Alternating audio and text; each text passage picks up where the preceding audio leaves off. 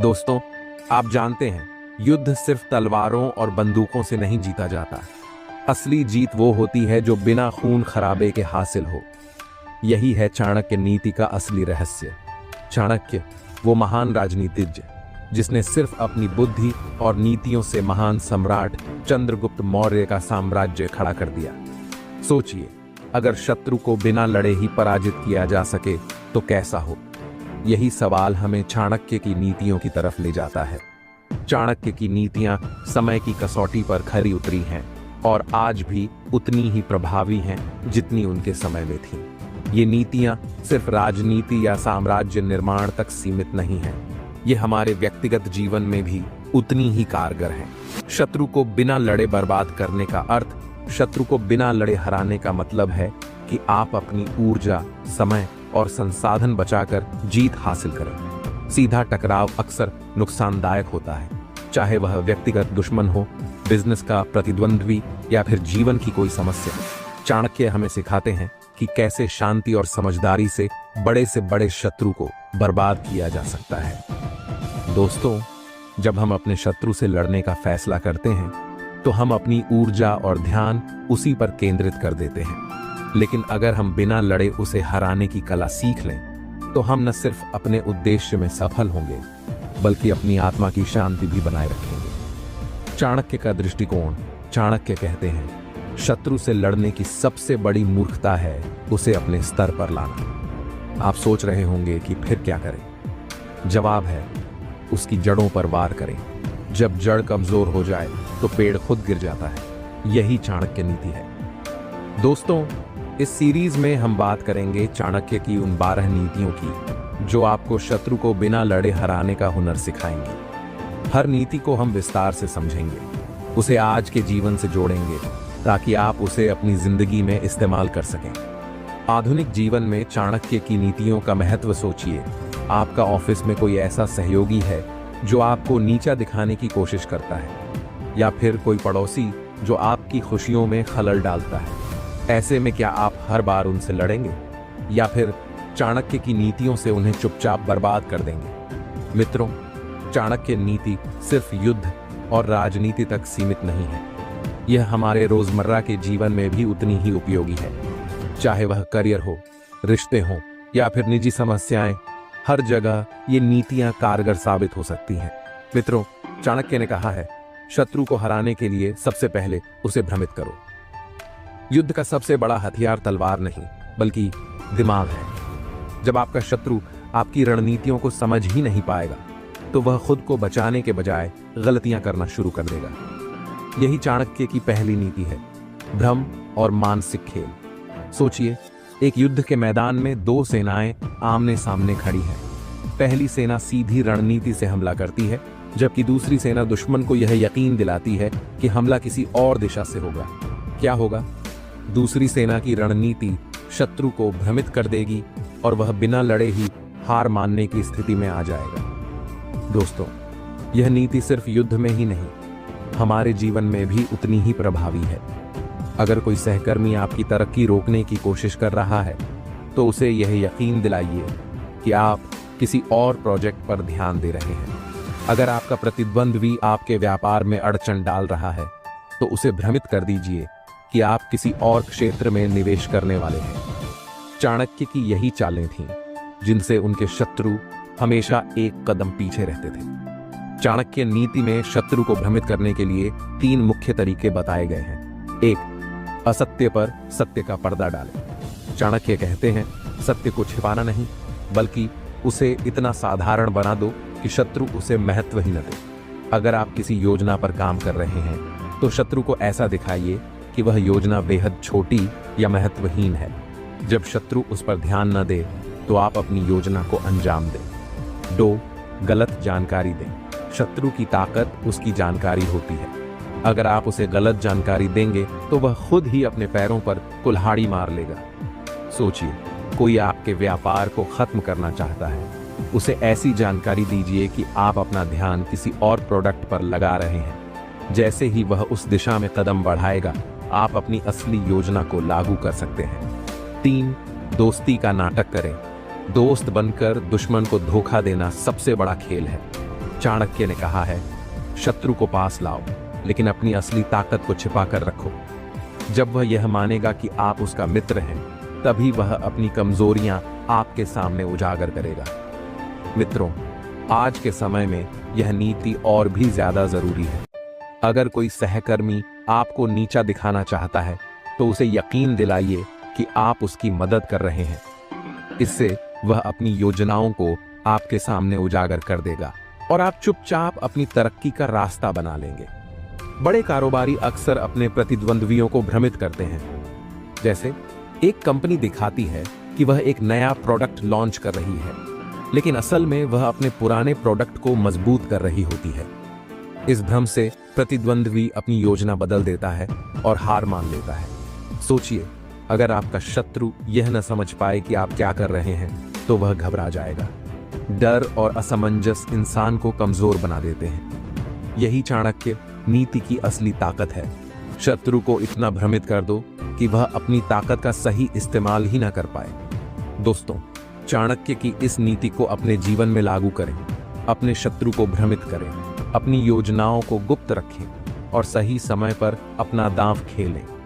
मित्रों, चाणक्य कहते हैं, हर शत्रु की हार उसकी अपनी कमजोरी में छिपी होती है। अगर आप उसकी कमजोरियों को पहचान लें और उन्हें अपने पक्ष में इस्तेमाल करें, तो बिना लड़े ही उसे हराया जा सकता है। युद्ध का मैदान सिर्फ तलवारों से नहीं, बल्कि रणनीतियों से जीता जाता है। शत्रु की ताकत पर हमला करने से बेहतर है कि उसकी कमजोरियों को निशाना बनाया जाए। यही चाणक्य की तीसरी नीति है। सोचिए, आप किसी खेल में हैं। अगर आप अपने प्रतिद्वंद्वी की कमजोरियों को जानते हैं, तो आप आसानी से जीत सकते हैं। जैसे अगर आप जानते हैं कि क्रिकेट में आपके विरोधी खिलाड़ी की फील्डिंग कमजोर है, तो आप उसे वही खेलने पर मजबूर करेंगे। जीवन में भी यही सिद्धांत लागू होता है। शत्रु की कमजोरियों को समझकर आप उसे ऐसे जाल में फंसा सकते हैं जहां से वह निकल ही न सके। शत्रु की कमजोरियों को पहचानने के 4 कदम। 1, शत्रु की गतिविधियों पर नजर रखें। चाणक्य कहते हैं, शत्रु की हर चाल पर नजर रखो। उसकी आदतें, फैसले और व्यवहार उसकी कमजोरियों को उजागर करते हैं। अगर आपका शत्रु जल्दी गुस्सा हो जाता है, तो यह उसकी कमजोरी है। अगर वह किसी चीज के प्रति लालची है, तो आप उस लालच का इस्तेमाल कर सकते हैं। उदाहरण, मान लीजिए आपका शत्रु आपकी कंपनी से आगे बढ़ना चाहता है। अगर आप देख लें कि वह बिना जांचे परखे बड़े सौदों पर साइन करता है, तो आप उसे ऐसी डील में उलझा सकते हैं जो उसे नुकसान पहुंचाए। 2, उसकी ताकत को समझें और उसमें कमजोरी ढूंढें। हर ताकत के पीछे कमजोरी छिपी होती है, बस सही नजरिया चाहिए। अगर शत्रु को अपने धन पर गर्व है, तो उसकी कमजोरी उसकी खुद की अति आत्मविश्वास है। अगर वह अपनी प्रसिद्धि पर निर्भर है, तो उसे उसकी छवि बिगाड़ने से हराया जा सकता है। 3, उसके करीबियों से जानकारी लें। चाणक्य कहते हैं, शत्रु की जानकारी उसके मित्रों से ज्यादा अच्छे से कोई नहीं दे सकता। अगर आप उसके करीबी लोगों से जुड़ जाएं, तो आपको वह जानकारी मिल सकती है जो उसे बर्बाद करने के लिए जरूरी है। ध्यान रखें, यह काम चुपचाप और बड़ी समझदारी से करें। 4, उसकी जरूरतों और इच्छाओं को समझें। हर इंसान की कोई ना कोई कमजोरी होती है, पैसा, शक्ति या सम्मान। अगर आप उसके उद्देश्य और इच्छाओं को समझ लें, तो आप उन पर चोट कर सकते हैं। चाणक्य नीति का मूल मंत्र है, शत्रु को उसकी खुद की इच्छाओं का गुलाम बनाओ।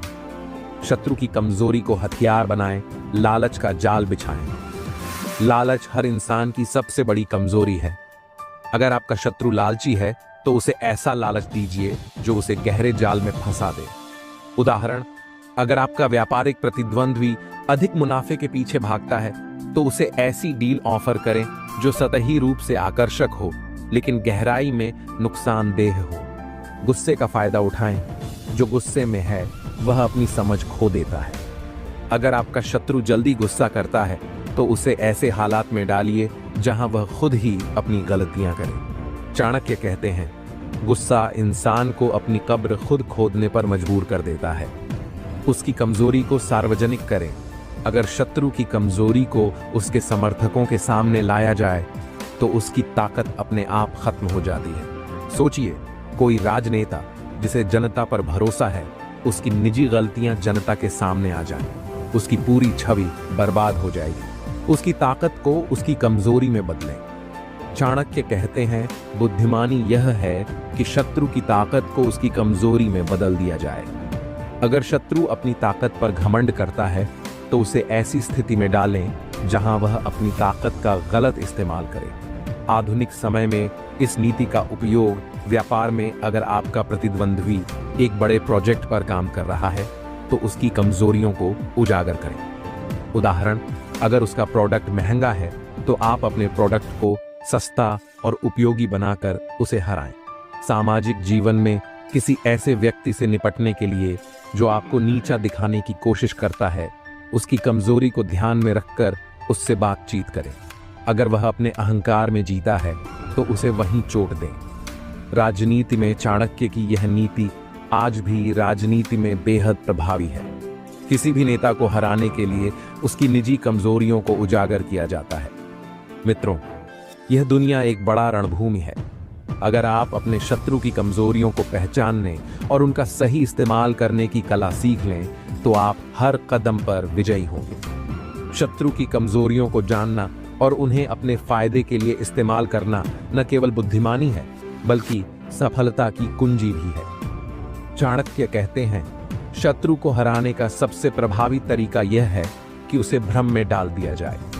जब शत्रु यह समझ ही न सके कि आप क्या करने वाले हैं तो वह अपनी रक्षा भी नहीं कर पाएगा। युद्ध सिर्फ ताकत और कौशल से नहीं जीता जाता, बल्कि भ्रम की चालें भी इसमें महत्वपूर्ण भूमिका निभाती हैं। शत्रु को कमजोर करने के लिए उसे बार बार गलत निर्णय लेने पर मजबूर करें। यही चाणक्य की चौथी नीति है। भ्रम की शक्ति क्यों काम करती है? भ्रम एक मानसिक हथियार है। अगर शत्रु यह नहीं समझ पाता कि आप क्या करेंगे तो वह घबरा जाता है। घबराहट में लिए गए फैसले हमेशा गलत होते हैं। सोचिए, एक शिकार जब शिकारी के जाल को देख ही नहीं पाता तो वह फंस ही जाएगा। यही रणनीति चाणक्य सिखाते हैं। शत्रु को ऐसा जाल दिखाओ जो असली न हो और असली जाल को छिपाकर रखो। भ्रमित करने की रणनीतियां। 1. अपनी असली मंशा छिपाएं। चाणक्य कहते हैं, कभी भी अपने शत्रु को यह मत बताओ कि तुम्हारी असली योजना क्या है। अगर शत्रु यह समझ लेता है कि आप क्या करने वाले हैं तो वह पहले से ही तैयार हो जाएगा।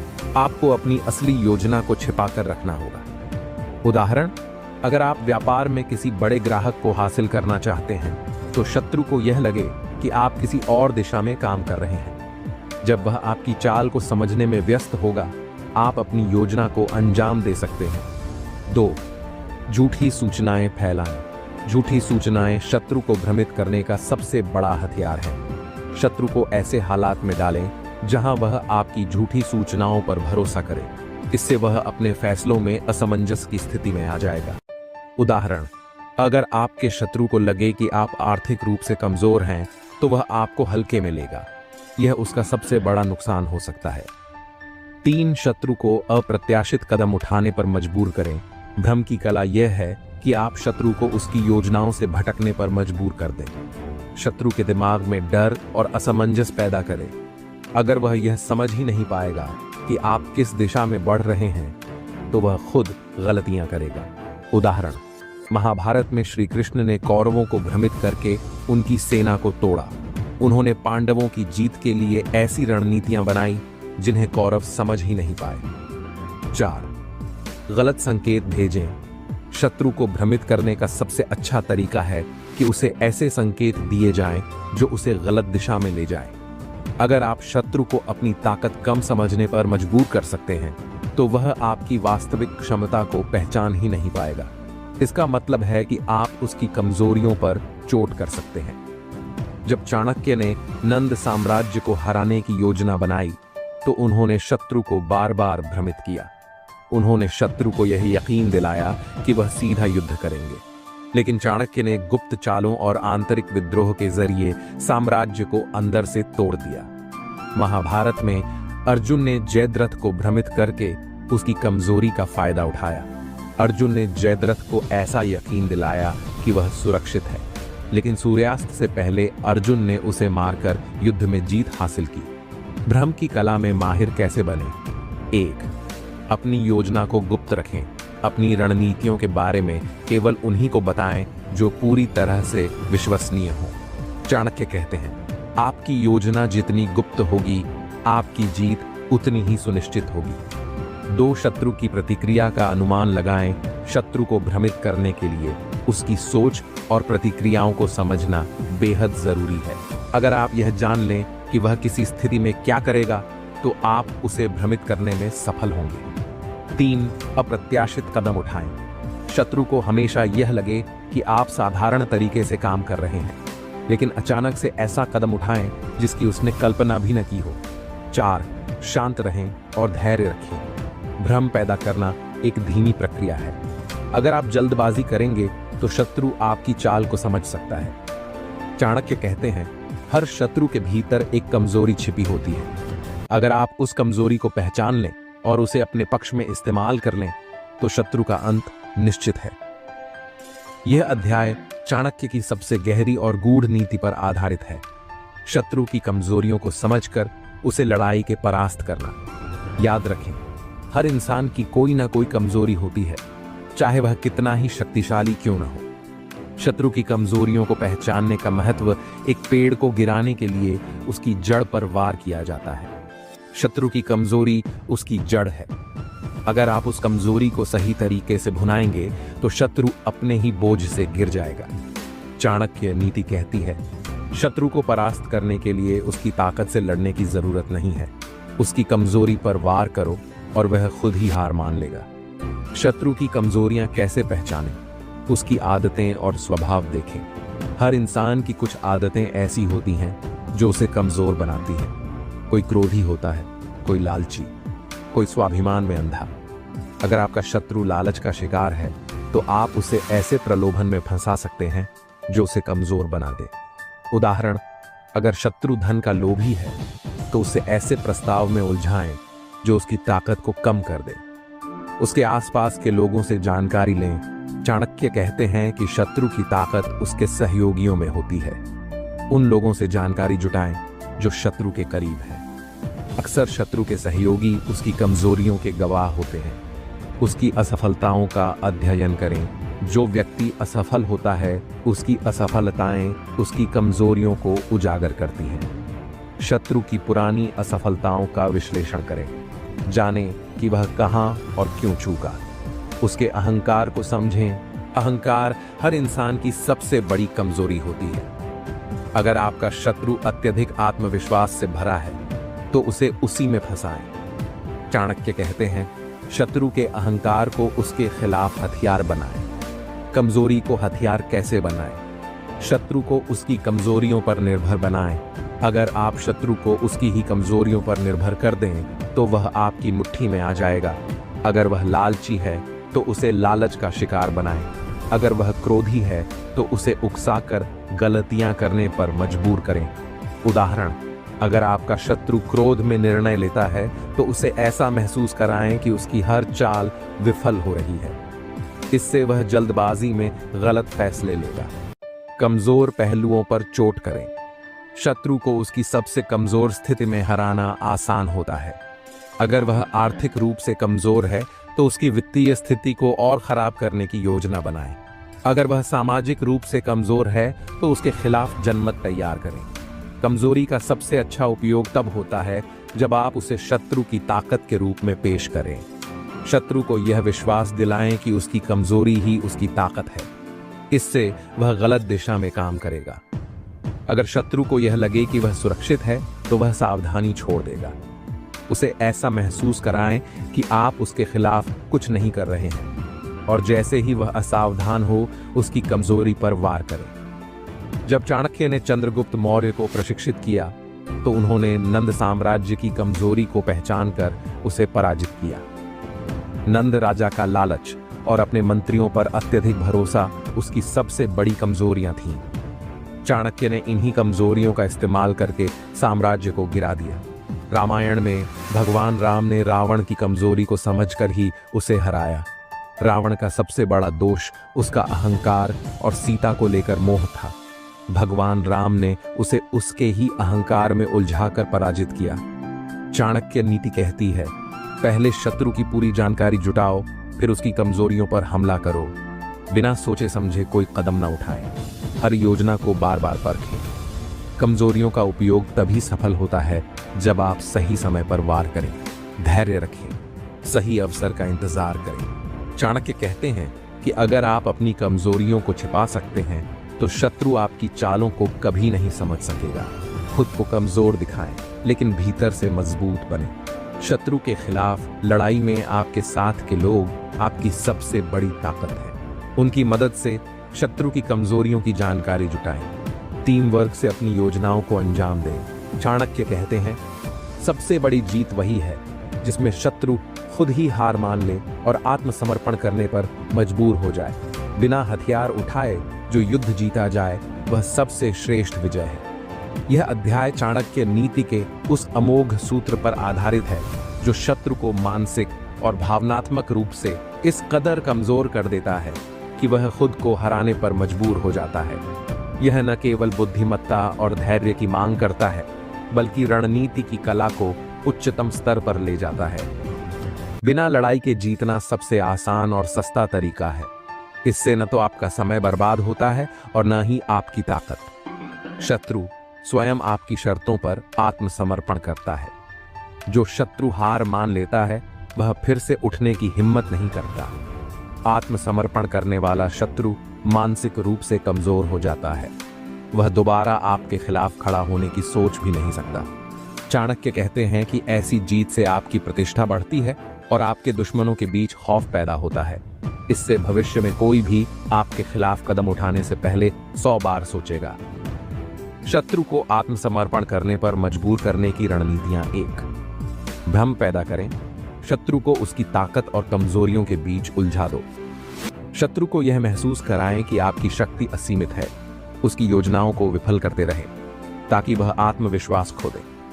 उदाहरण, अगर शत्रु आपके खिलाफ एक योजना बना रहा है तो उसके आसपास यह अफवाह फैलाएं कि आप उसकी हर चाल से वाकिफ हैं। इससे वह मानसिक रूप से कमजोर होगा। 2, उसे अलग थलग कर दो। चाणक्य कहते हैं, शत्रु को कमजोर करने का सबसे अच्छा तरीका है उसे उसके सहयोगियों से अलग कर देना।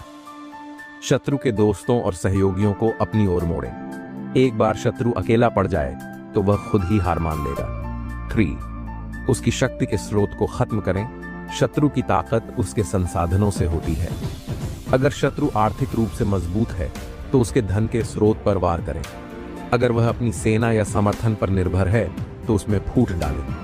4, उसके विकल्पों को खत्म कर दें। जब शत्रु को यह लगे कि उसके पास बचने का कोई रास्ता नहीं है तो वह आत्मसमर्पण कर देगा। उसे चारों तरफ से घेर लें। उसके हर विकल्प को बंद कर दें। 5, मनोवैज्ञानिक दबाव बनाएं। चाणक्य कहते हैं कि शत्रु की सबसे बड़ी कमजोरी उसका डर है। शत्रु को यह महसूस कराएं कि वह किसी भी सूरत में जीत नहीं सकता। उसके डर को बढ़ावा दें ताकि वह मानसिक रूप से टूट जाए। जब शत्रु हार मान ले तो सुनिश्चित करें कि वह आपकी शर्तों को स्वीकार करे। उसे ऐसा एहसास दिलाएं कि आत्मसमर्पण करना ही उसके लिए सबसे अच्छा विकल्प है। अपनी शर्तों में ऐसी चीजें जोड़ें जो उसे दोबारा मजबूत न बनने दें। चाणक्य कहते हैं कि आत्मसमर्पण करने वाले शत्रु का भविष्य आपके हाथ में होना चाहिए। उसे ऐसी स्थिति में रखें जहां वह आपकी अनुमति के बिना कुछ न कर सके। शत्रु को यह समझाएं कि वह अपनी हार स्वीकार कर रहा है क्योंकि आपने उसे यह अवसर दिया है। इससे वह आपके प्रति कृतज्ञ महसूस करेगा और दोबारा आपके खिलाफ खड़ा नहीं होगा। चाणक्य ने चंद्रगुप्त मौर्य के माध्यम से सेल्यूकस निकेटर को आत्मसमर्पण के लिए मजबूर किया। चाणक्य ने सेल्यूकस को उसके कमजोर राजनीतिक स्थिति में फंसा दिया। सेल्यूकस ने अंततः चंद्रगुप्त से संधि कर ली और अपनी बेटी का विवाह तक प्रस्तावित किया। महाभारत में भगवान कृष्ण ने शांति दूत के रूप में कौरवों को मानसिक रूप से पराजित कर दिया था। उन्होंने दुर्योधन के अहंकार को इस कदर बढ़ावा दिया कि वह गलत निर्णय लेता गया। अंत में कौरव अपनी हार को स्वीकार करने पर मजबूर हुए। व्यावहारिक सुझाव 1, धैर्य और समझदारी से काम लें। शत्रु को आत्मसमर्पण करने में समय लगता है। जल्दबाजी में कोई कदम न उठाएं। हर कदम सोच समझ कर उठाएं। धैर्य बनाए रखें। 2, शत्रु को विकल्प दिखाएं लेकिन सही रास्ता छिपाएं उसे यह महसूस कराएं कि उसके पास बचने का एक ही रास्ता है, आपकी शर्तों को मानना। 3. अपनी ताकत का प्रदर्शन करें। शत्रु को अपनी शक्ति का एहसास कराएं, लेकिन उसकी सीमा दिखाएं। शत्रु को यह न लगे कि वह पूरी तरह खत्म हो चुका है। उसे केवल यह दिखाएं कि आपकी शक्ति उससे कहीं अधिक है। 4. जीत के बाद भी सतर्क रहें। चाणक्य कहते हैं कि आत्मसमर्पण के बाद भी शत्रु पर नजर रखें। सुनिश्चित करें कि वह दोबारा ताकतवर न बने। उसे अपने नियंत्रण में रखें। मित्रों, चाणक्य की नीति हमें सिखाती है कि युद्ध केवल हथियारों से नहीं जीता जाता। सबसे बड़ी जीत वही है जिसमें शत्रु बिना लड़े ही हार मान ले। बिना लड़ाई के जीतना आपकी बुद्धिमत्ता का प्रमाण है। शत्रु को इतना कमजोर कर दें कि वह आपके सामने घुटने टेक दे। तो मित्रों, चाणक्य की इन नीतियों को अपनाएं। अपने शत्रु को हराने के लिए ताकत से ज्यादा बुद्धि का इस्तेमाल करें। यह न केवल आपको विजयी बनाएगा, बल्कि आपको वह सम्मान भी दिलाएगा जिसका आप हकदार हैं। याद रखें, चाणक्य कहते हैं, सबसे बड़ी जीत वही है जो दिमाग से लड़ी जाए, न कि हथियारों से। मित्रों, चाणक्य नीति हमें सिखाती है कि जीवन की हर चुनौती